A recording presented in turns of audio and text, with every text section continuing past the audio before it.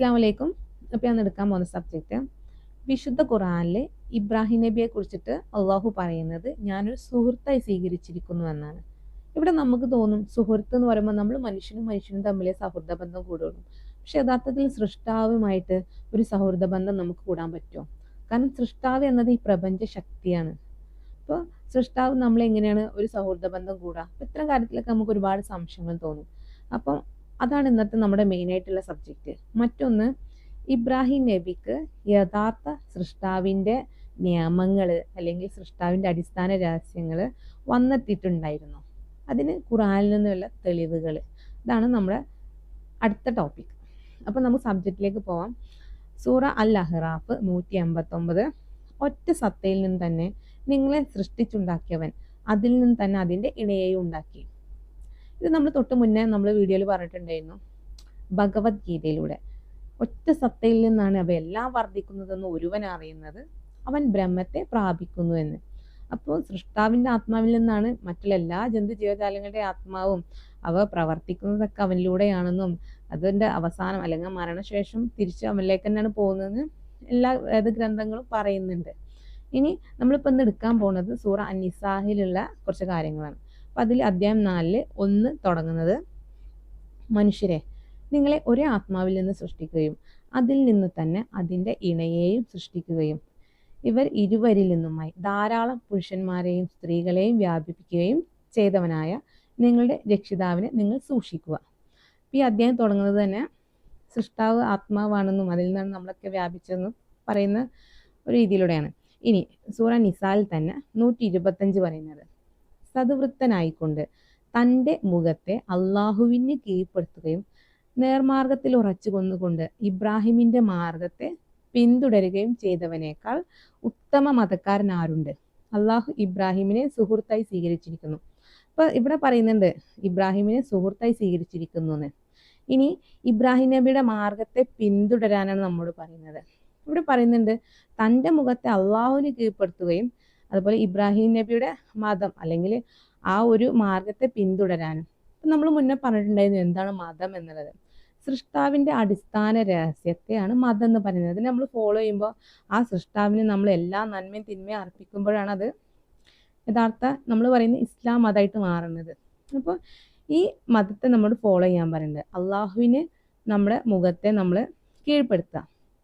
തൻ്റെ മുഖത്തെ അള്ളാഹുവിന് കീഴ്പ്പെടുത്തുകയും നേർമാർഗത്തിൽ ഉറച്ചു നിന്നുകൊണ്ട് ഇബ്രാഹിമിൻ്റെ മാർഗത്തെ പിന്തുടരുകയും ചെയ്തവനേക്കാൾ ഉത്തമ മതക്കാരൻ ആരുണ്ട്? അപ്പോൾ യഥാർത്ഥ മതം എന്ന് പറയുന്നത് സൃഷ്ടാവിൻ്റെ രഹസ്യത്തെയാണ്.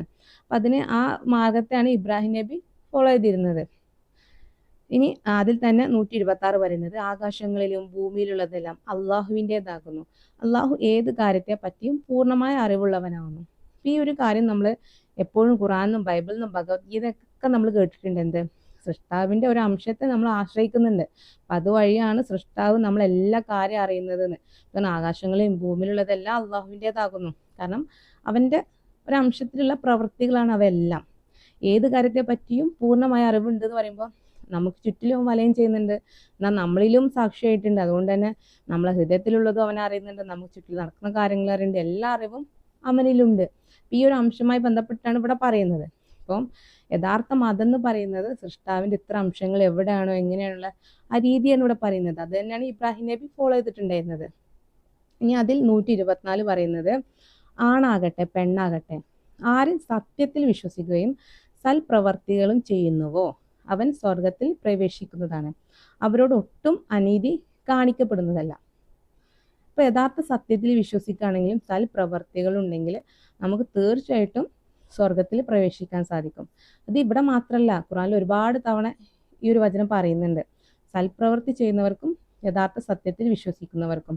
അപ്പോൾ യഥാർത്ഥ സൃഷ്ടാവിൻ്റെ ഏകദൈവം എന്നുള്ള ആ ഒരു നിയമം നമ്മൾ മനസ്സിലാക്കുകയും വിശ്വസിക്കുകയും ചെയ്തിട്ടുണ്ടെങ്കിൽ, സൽപ്രവൃത്തി ചെയ്തിട്ടുണ്ടെങ്കിൽ നമുക്ക് സ്വർഗം ലഭിക്കുന്നു.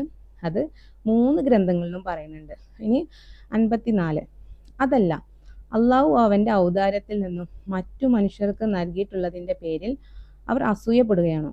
എന്നാൽ ഇബ്രാഹിമിൻ്റെ കുടുംബത്തിൽ നാം വേദവും ജ്ഞാനവും നൽകിയിട്ടുണ്ട്, അവർക്ക് നാം മഹത്തായ ആധിപത്യം നൽകിയിട്ടുണ്ട്. ഇവിടെ പറയുന്നുണ്ട് ഇബ്രാഹിം നബിക്ക് വേദവും ജ്ഞാനവും നൽകിയിട്ടുണ്ടെന്ന്. അപ്പോൾ യഥാർത്ഥ സൃഷ്ടാവിൻ്റെ നിയമവും അറിവും ഇബ്രാഹിം നബിക്ക് വന്നെത്തിയിട്ടുണ്ട്. ആ ഒരു അറിവ് തന്നെയാണ് നമ്മൾ ഇന്ന് അറിഞ്ഞുകൊണ്ടിരിക്കുന്ന അറിവ്. ഇനി അതിൽ വിശ്വസിച്ച ഒരു വിഭാഗവും അവരുടെ കൂട്ടത്തിലുണ്ട്, എന്നാൽ അതിൽ നിന്ന് പിന്തിരിഞ്ഞ വിഭാഗവും അവരിലുണ്ട്. അവർ കത്തിജ്വലിക്കുന്ന നരകാഗ്നി തന്നെ മതി. അപ്പൊ അവർക്ക് വിശ്വസിക്കാത്തവർക്ക് നരകാഗ്നി ഉണ്ട് എന്ന് പറയുന്നുണ്ട്. ഇനി അതിൽ 56 പറയുന്നത്, തീർച്ചയായും നമ്മുടെ തെളിവുകളിൽ നിഷേധിച്ചവരെ നാം നരകത്തിലിട്ട് കരിക്കുന്നതാണ്.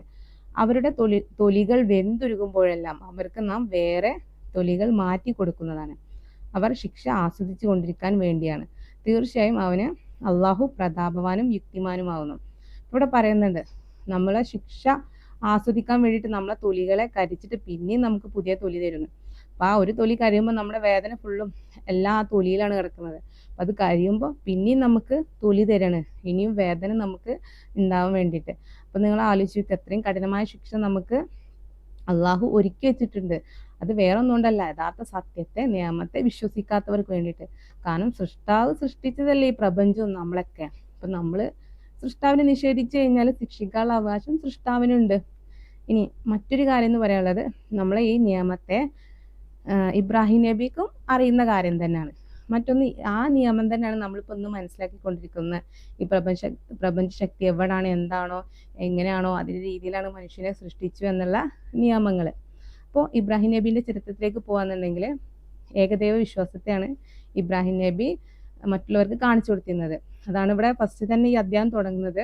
ഒരൊറ്റ ആത്മാവിൽ നിന്നാണ് ഇവയെല്ലാം വർദ്ധിച്ചത് എന്ന് പറയുന്നത്. അപ്പൊ അതേത് ഭഗവത്ഗീതയിലും നമ്മൾ പറഞ്ഞിട്ടുണ്ടായിരുന്നു ഏകനിയമത്തെ പറ്റിയിട്ട് അവിടെ പറയുന്നത്, ഏകദൈവത്തിനെ പറ്റിയിട്ടുള്ള കാര്യങ്ങൾ.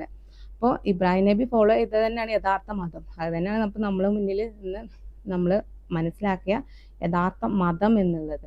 അപ്പോൾ ഇവിടെ നമ്മൾക്ക് ഇബ്രാഹിം ആണെങ്കിൽ മറ്റുള്ളവർക്ക് എബ്രഹാം, അത്ര വ്യത്യാസമുള്ളൂ. മറ്റുള്ള മതങ്ങളിലും യഥാർത്ഥ സത്യങ്ങൾ, നിയമങ്ങൾ വന്നെത്തിയിട്ടുണ്ട്.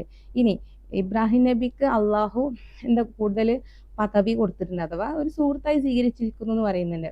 അപ്പം നമുക്ക് അതുപോലെ സുഹൃത്താക്കാൻ പറ്റും. കാരണം സൃഷ്ടാവിനെ നമ്മൾ കാണുന്നുണ്ട്, സൃഷ്ടാവ് നമ്മളെ കാണുന്നുണ്ട് എന്നുള്ള വിശ്വാസം നമുക്ക് എപ്പോഴും ഉണ്ടെങ്കിൽ നമ്മൾ ഒരുപാട് തെറ്റിൽ നിന്ന് അകന്നു നിൽക്കും.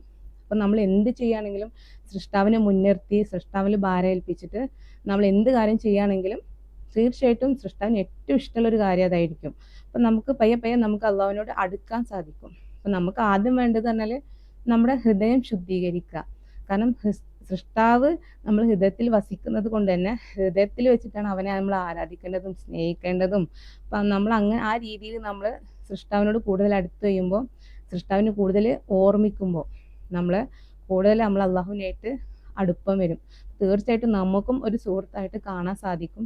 പിന്നെ സൃഷ്ടാവ് എന്ന് പറയുമ്പോൾ നമുക്ക് പലർക്കും ഭയമായിട്ട് തോന്നാറുണ്ട്. യഥാർത്ഥത്തിൽ ഭയപ്പെടേണ്ട ആവശ്യമൊന്നുമില്ല. നമ്മൾ തെറ്റ് ചെയ്യുന്നുണ്ടെങ്കിൽ, നമ്മൾ മറ്റുള്ളവരെ ഉപദ്രവിക്കുന്നുണ്ടെങ്കിൽ, നമ്മൾ പാപം ചെയ്യുന്നുണ്ടെന്നുണ്ടെങ്കിൽ നമ്മൾ സൃഷ്ടാവിനെ തീർച്ചയായിട്ടും ഭയപ്പെടണം. കാരണം നമ്മൾ ചെയ്തതിനുള്ള ശിക്ഷ അവൻ നൽകും. അതിന് നമുക്ക് സൃഷ്ടാവിന് അർഹത ഉണ്ട്. അതേ സ്ഥാനത്ത് നമ്മൾ നന്മ മാത്രമാണ് ചെയ്യുന്നുണ്ടെങ്കിൽ, നമ്മൾ ആരെയും നമ്മൾ ബുദ്ധിമുട്ടിക്കുന്നില്ല, വിഷമിപ്പിക്കുന്നില്ല എന്നുണ്ടെങ്കിൽ ഒരിക്കലും നമ്മൾ സൃഷ്ടാവിനെ ഭയപ്പെടേണ്ട ആവശ്യമില്ല. അവനാണ് ഏറ്റവും കൂടുതൽ സ്നേഹമുള്ളവനും കാരുണ്യമുള്ളവനും. അപ്പം ഏറ്റവും നല്ലൊരു സുഹൃത്തായിട്ട് നമുക്ക് കാണാൻ ഏറ്റവും ഫസ്റ്റിലുള്ളത് സൃഷ്ടാവ് തന്നെയാണ്. അത് കഴിഞ്ഞിട്ടേ ഉള്ളൂ മറ്റുള്ള ആരും. അപ്പം അതും കൂടെ നമ്മൾ മനസ്സിലാക്കുക. അപ്പോൾ അസ്സലാമു അലൈക്കും.